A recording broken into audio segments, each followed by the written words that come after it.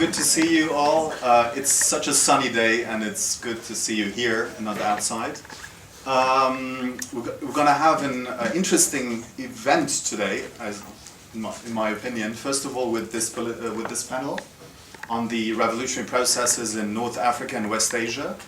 And secondly, at 8 p.m. we're going to have a concert with Carver, a multilingual rapper from Berlin, with a British Iraqi rapper, and with another singer and songwriter, and last but not least with an Iranian jazz singer as well. So we're going to have an interesting concert at 8 p.m.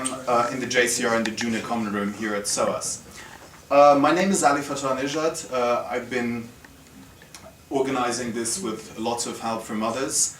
I'm a PhD candidate at this university, and I'm working on Iran and international relations and the New World Order. I'm going to briefly introduce the panelists before going to the subject matter.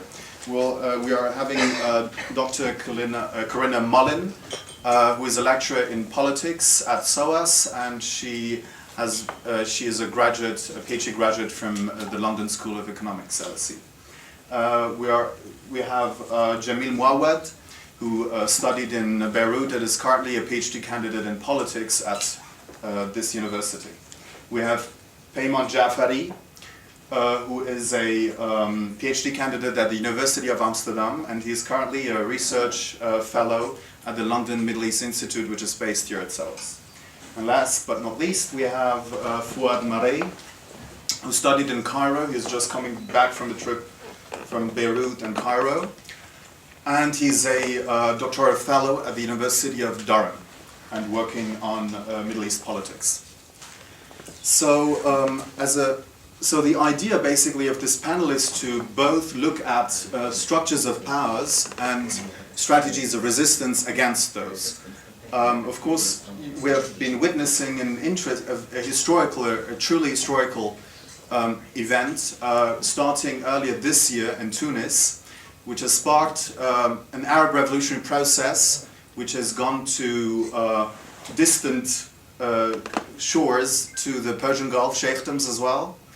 And this is truly historical because, as you know, this was hardly expected by anyone, although the structural causes have been identified by many of those popular uprisings. And to name only the most important ones, of course, it's the socioeconomic situation of North Africa and West Asia, which is the highest, for example, youth unemployment on the world scale. Secondly, there is a total lack of, there is a almost total lack of democratic structures.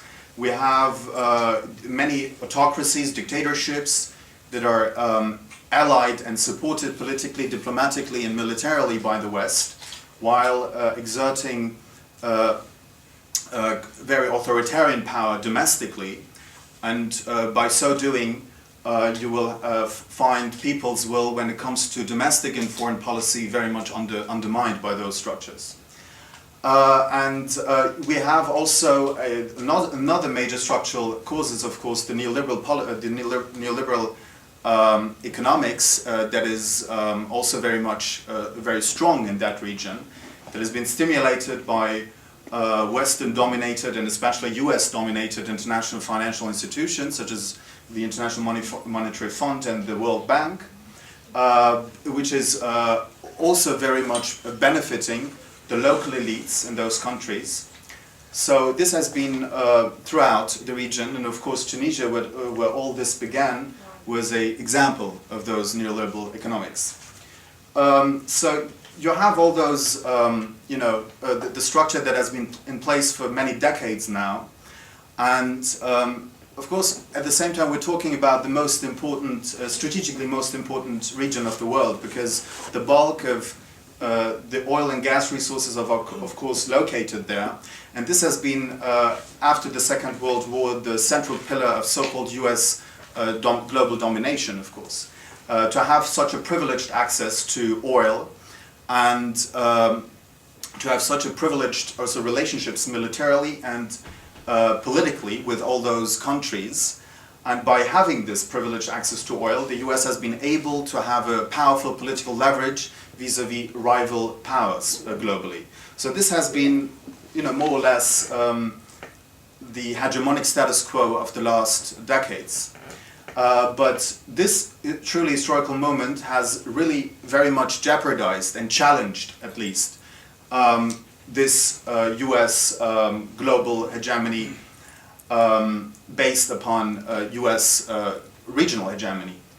So, and it was interesting to note the very first reaction coming from Western capitals that were very much in a state of panic when the revolutionary process in Tunisia began. The response by the former colonial power, the French government, by the French foreign minister, Michel Alliot-Marie, was to send French riot police to Tunisia to help to restore order and to safeguard, by doing so, the Ben Ali regime. Le savoir français, as she said, French knowledge. Fortunately, so the next day, I think, Ben Ali fled the country, so the French were not quick enough to restore order. But we see, nevertheless, a reaction from Western capitals vis-à-vis those events. First of all, you have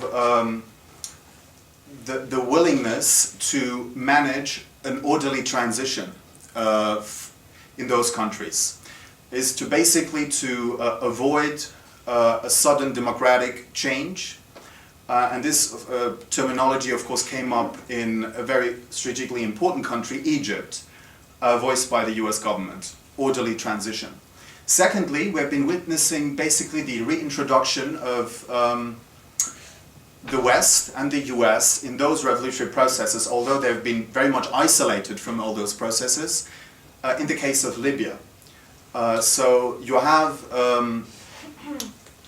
basically Western intervention in this region, in the particular case of Libya, which is not the case very much so in other areas. But of course we have been also witnessing another intervention by the Saudis in Bahrain, which just reminds us of the sheer hypocrisy that has defined and still is still continuing to define Western policies vis-à-vis the region. So this is just a very short introduction to just point to the global significance of the events that we're witnessing. What we're going to do is to have a first round, about 7 to 10 minutes each, which going to focus on structures of power. And in the second round, each of the panelists will have also, 7 and 10 minutes to talk about strategies of resistance. So this is going to be, and of course, and later on we will have enough time to have all of you included and have hopefully a very good discussion. So let me ask Corinna to start.